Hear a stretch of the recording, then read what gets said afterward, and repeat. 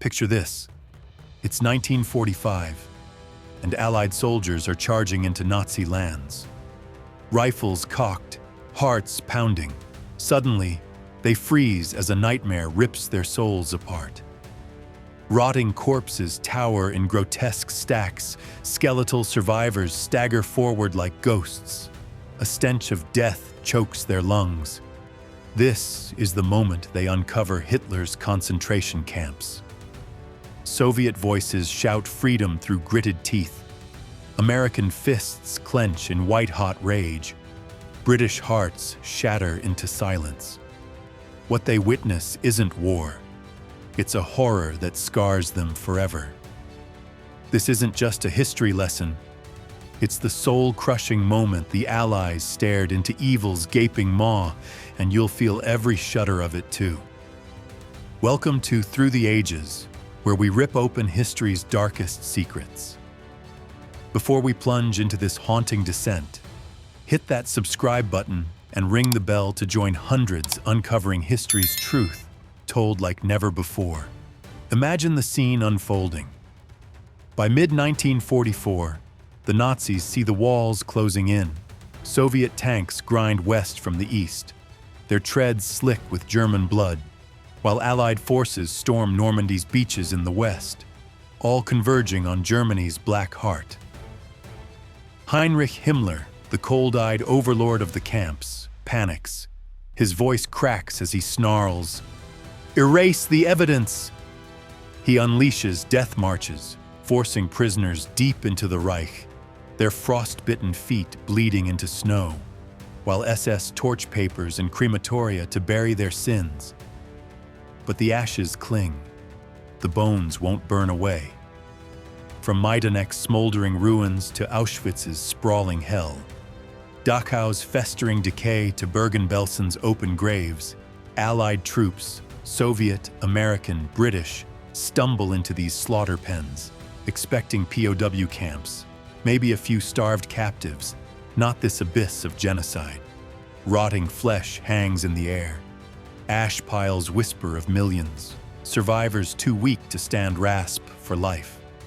Over 11 million dead, 6 million Jews among them, Poles, Soviets, Romani, all crushed under the Nazi heel. This is the moment the Allies meet the Holocaust head-on, boots sinking into mud and blood, and it shatters their world. First comes January 27th, 1945. Soviet troops breach Auschwitz's frozen gates, the Nazis' deadliest forge. 1.3 million souls sent through its jaws, only 7,000 left. A wasteland of living agony. Death marches had dragged most westward weeks before. Tens of thousands shot through the skull, starved until their ribs pierced skin, frozen barefoot in howling blizzards. Colonel Georgy Elisavetsky, a Soviet Jew with fire in his veins, steps in first, his voice booming through the frost. "Don't be afraid. I'm a colonel, a Jew. We've come to free you." He shouts it in Russian, Polish, German, and silence hangs heavy. Then survivors rush him, bony hands clutching his coat, lips kissing his boots in desperate relief. The SS had torched warehouses, but the Soviets still find 7 tons of women's hair, shaved from gas chamber corpses, 600 bodies stiff in the cold. Undeniable proof of slaughter. General Vasily Petrenko, a man who'd buried comrades without blinking, stands amid the barracks, tears cutting tracks down his weathered face. "I saw death daily, but this hatred, these living skeletons, I couldn't grasp it. The stench of excrement and decay claws at their throats. Survivors collapse, gorging on aid. Battle-hardened men weep openly. A soul-crushing dawn breaks over Auschwitz, and the Red Army's march to Berlin will never be the same. Don't miss what's next. Subscribe now. April 29th, 1945. The U.S. 42nd Division rolls into Dachau, expecting a training ground or a stale POW site. Then reel back as a train of death slams into their senses.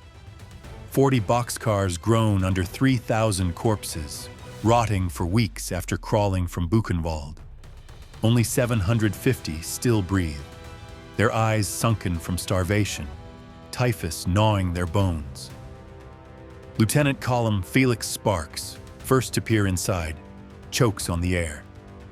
The smell hit us, a chemical rot.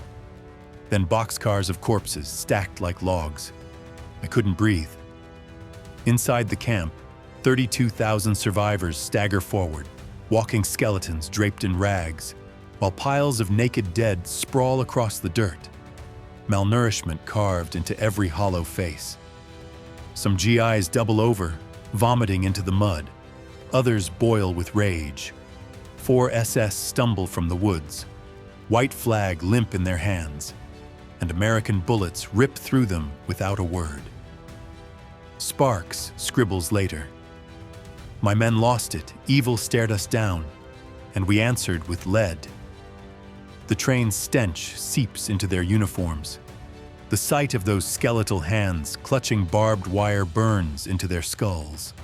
A soul-crushing fury ignites, and Dachau becomes a reckoning they'll carry to their graves. Days later, April 15th, 1945, the British 11th Armored Division rolls into Bergen-Belsen. 55,000 souls jammed into a camp built for 10,000. Typhus raging like wildfire. 13,000 corpses unburied, littering streets like fallen leaves. Major Leonard Burney, among the first through the gates, feels his spirit crack. Thousands dead in the open, mass graves. I broke inside.